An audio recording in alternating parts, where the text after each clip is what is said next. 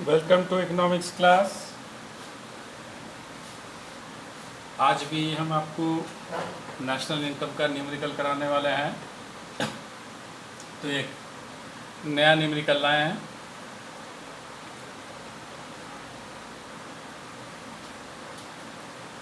तो इसको थोड़ा बड़ा कर देते हैं। देखिए, इनको चाहिए एक्सपेंडिचर मेथड और इनकम मेथड से जीएनपी एमपी, तो दोनों ही मेथड से इनको निकालना है। जो फिगर्स यहाँ दिए हैं इन्हीं के बेस में आपको निकालना है। तो दोनों को मिला के दिया हुआ फिगर। अब आपको ये पहचानना है कि कौन सा चीज़ इसमें से एक्सपेंडिचर मेथड के लिए यूज़ करें और कौन सा चीज़ इनमें से लेके हम लोग इनकम मेथड में यूज़ करें। तो दोनों का ये मिक्सचर है। और पहले बता दें, जीएनपी एमपी तो एक ही है, दोनों ही मेथड से सेम आंसर आने वाला है। तो ये डेमोन्स्ट्रेट करने के लिए हमने ये क्वेश्चन लिया कि दोनों ही मेथड से हम लोग लेंगे, अलग अलग फिगर लेंगे, लेकिन आंसर एक आने वाला है। तो एज़ यूजुअल इसको फ्रीज करिए और पहले खुद ट्राई करिए करने का। पहले ही सॉल्यूशन मत देखिए, अपने से ट्राई कर लीजिए और उसके बाद वीडियो चालू करके फिर इसका सॉल्यूशन देखिए। तो हम ये मान रहे हैं कि आप फ्रीज किए हैं और चालू करने के बाद आप इसको देखेंगे। तो फिर से हम लोग इसी फार्मूले पे आ जाते हैं। इस डायग्राम को देखते हैं जो आपको याद दिलाएगा फार्मूला का। तो हमें निकालना है जीएनपी, ये चीज़ निकालना है। देखिए, ये पूछा है इस क्वेश्चन में।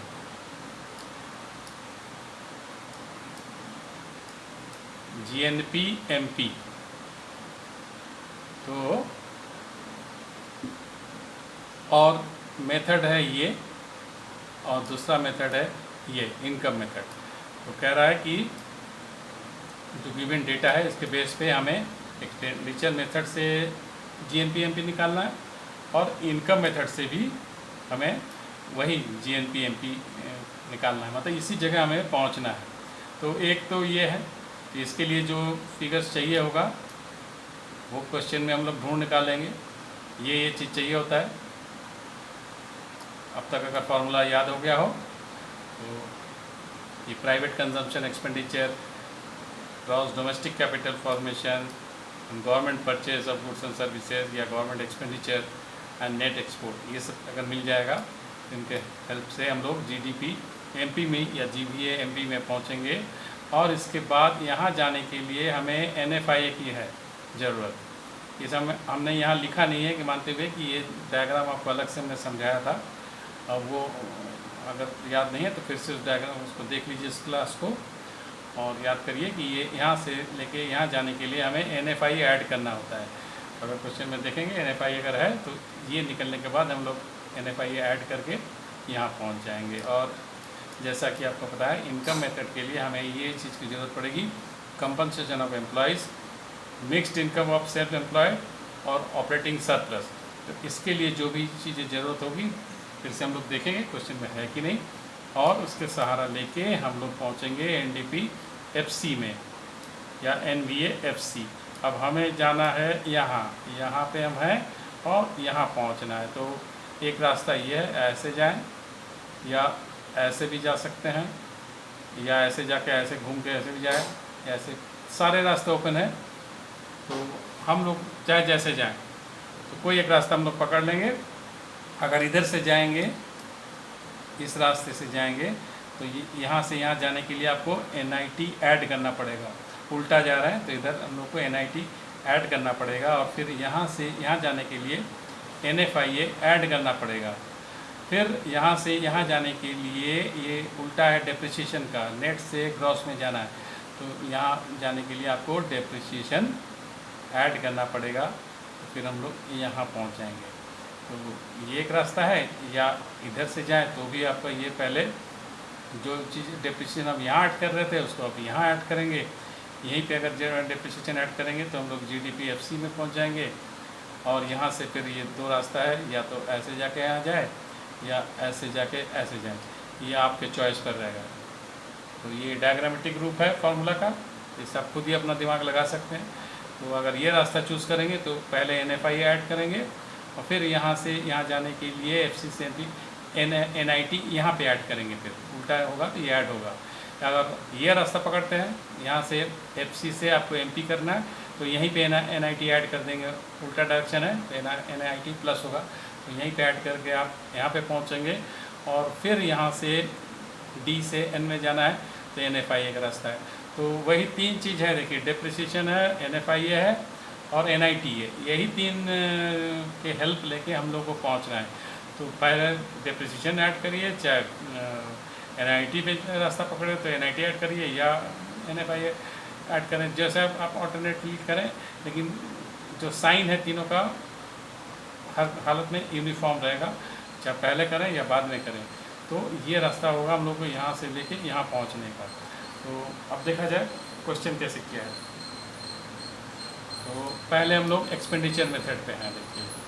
तो एक्सपेंडिचर मेथड के लिए फिर से बता रहे हैं, हमें प्राइवेट कंजम्पशन एक्सपेंडिचर ये सब चाहिए, GDCF चाहिए, गवर्नमेंट एक्सपेंडिचर चाहिए और नेट एक्सपोर्ट्स चाहिए। तो क्या ये चीज़ें हैं, देखिए हमने यहाँ मार्क किया है आपकी सुविधा के लिए। जो एक्सपेंडिचर मेथड्स के जो मसाला है, देखिए इनमें हमने ये टिक लगा दिया है।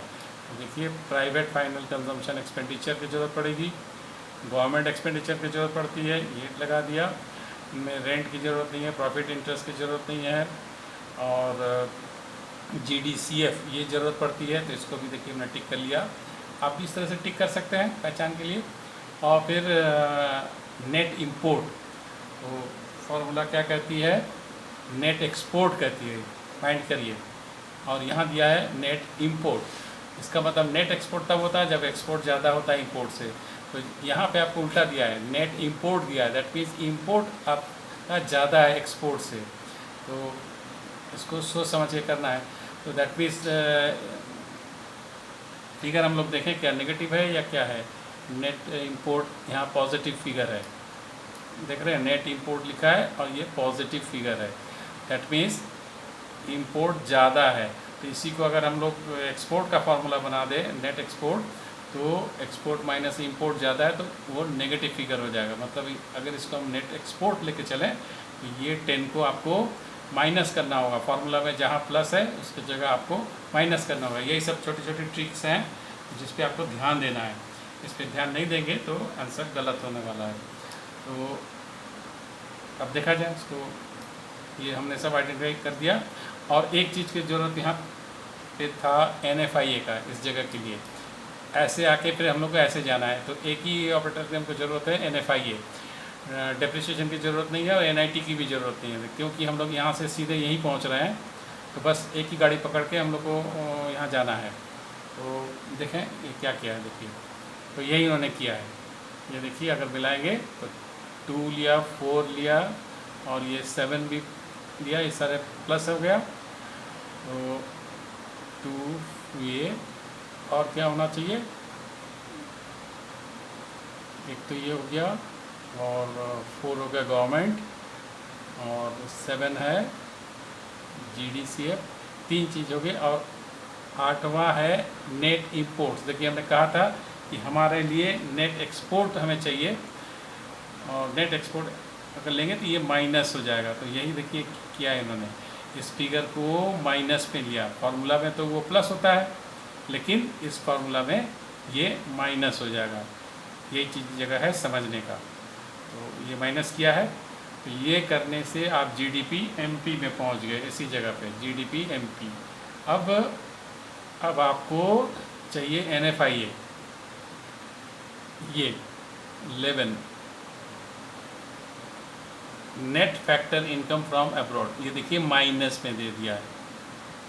तो एक क्वेश्चन हम लोगों ने किया था जिसमें net factor income to abroad था और ये पॉजिटिव फिगर था, तो समझिए वही चीज़ है। अगर यहाँ लिख देता net factor income to abroad तो ये 20 लिखता, माइनस लिखने की ज़रूरत नहीं होता। तो वो भी जो चीज़ है और ये भी वही है कि NFIA को नेगेटिव में दिखाया। इसका मतलब जहाँ हमें जोड़ना होता है वहाँ हमें माइनस करना पड़ेगा। तो ये देखिए माइनस फिगर जोड़ दिया या डायरेक्ट माइनस किए होते हैं, बात एक ही। तो इस तरह से 280 करोड़ आया है। अब तो ये एक्सपेंडिचर मेथड हो गया। अब देखिए इनकम मेथड से उस क्वेश्चन को किया जा रहा है।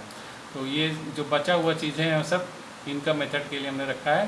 तो ये compensation of employees, rent, profits, interest और कंपनसेशन ऑफ फिक्स्ड कैपिटल, ये डिप्रिसिएशन में है, ज़रूरत पड़ेगी। एनआईटी की ज़रूरत पड़ेगी, वो सब है। और किस चीज़ की ज़रूरत है अब देखें, चेंज इन स्टॉक की ज़रूरत है। देखिए ब्लैंक है, हमारे दोनों फार्मूला में चेंज इन स्टॉक की कोई जगह है नहीं। मिक्स्ड इनकम है, चेंज इन स्टॉक का देखिए कहीं पे है ज़रूरत। चेंज इन स्टॉक तो वैल्यू एडेड मेथड में ज़रूरत होता है। तो यहाँ भी ये चीज़ दिया है, माइंड करिए, देखिए अच्छे से समझिए इस प्रॉब्लम में। इस यहाँ पे एक्सपेंडिचर मेथड में चेंज इन स्टॉक दिया हुआ है, लेकिन हमें यूज़ करने की ज़रूरत नहीं पड़ा क्योंकि हम लोग यूज़ किए GDCF, ये दिया है। फिर से देखिए इस क्वेश्चन में GDCF gross domestic capital formation है। तो बिकॉज आपको ये चीज़ दिया है तो हमें इस चेंज स्टॉक की ज़रूरत ही नहीं है।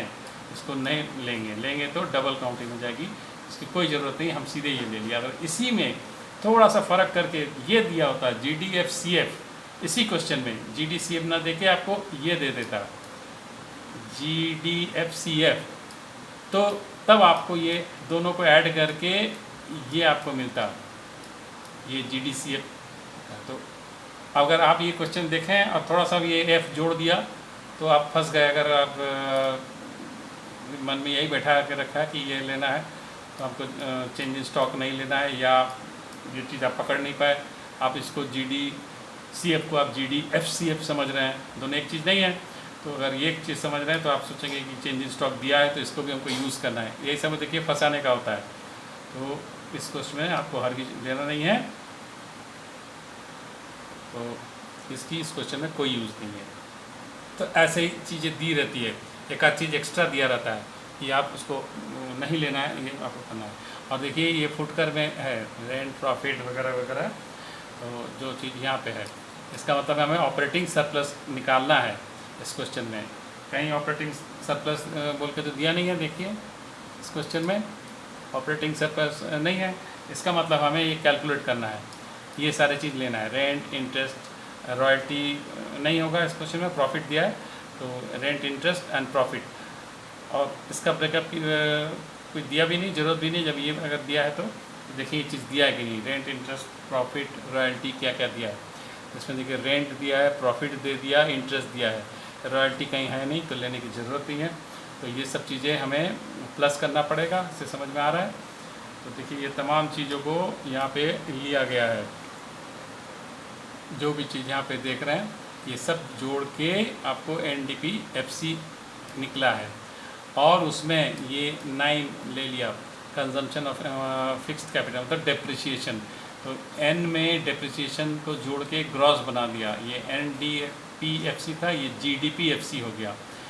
तो ये कन्वर्ट हो गया क्योंकि हमें चाहिए GNPMP, तो ये करके GDPFC हो गया। इसमें अगर 10 ये NIT को जोड़ देंगे तो ये जो FC था ये बन गया MP, तो ये GDPFC से हो गया GDPMP।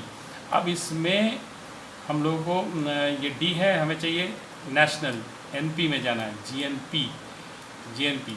तो इसमें NFIA ऐड करना होता है, तो हमारे केस में तो ये माइनस होगा ये, तो यही चीज़ माइनस किया तो GDPMP से आपको GNPMP में पहुंचा दिया। और देखिए ये टोटल करके कैलकुलेशन करिए, देखिए ये भी आ गया 280 करोड़ जो यहाँ पे है।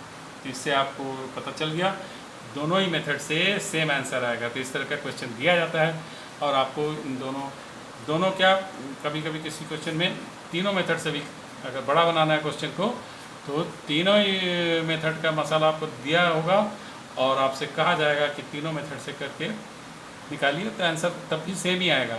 लेकिन उतना बड़ा आता नहीं है, लेकिन फिर भी आपको जानकारी के लिए चाहिए। अगर बुक्स में ऐसा क्वेश्चन है तो ज़रूर करिए उसको, लेकिन अगर एक ही क्वेश्चन में दिया है तो सारे चीज़ में एक ही आंसर आना चाहिए, किसी भी मेथड से आप करिए। इस बात को दिमाग में रखिएगा। तो आशा है कि आपको समझ में आ गया। बार बार यही कहेंगे, इसको अच्छे से दिमाग में बैठाइए, ये जो फार्मूला है और इसको ये छोटा वाला जो बताया था पहले, अलग अलग इसको इसके डिटेल भी, ये दोनों चीज़ अच्छे से करिए तो कॉन्सेप्ट क्लियर हो जाएगा और क्वेश्चन आप समझ में आने लगेगा और आप आराम से कर पाएंगे। आशा है आपको समझ में आ गया। Thank you.